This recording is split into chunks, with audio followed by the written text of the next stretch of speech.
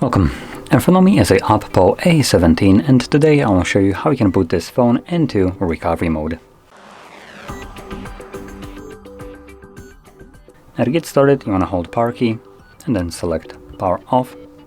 When the device turns off, hold power key and volume up at the same time.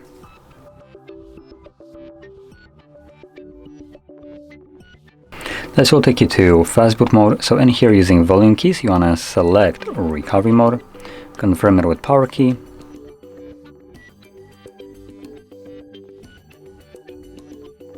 and there we go, we are now in recovery mode.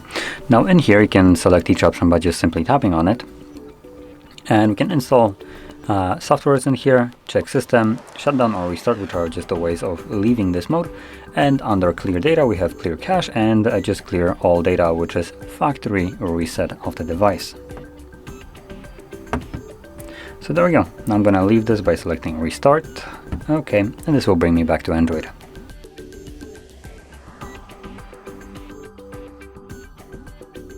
And there we go. So if you found this very helpful, don't forget to hit like, subscribe, and thanks for watching.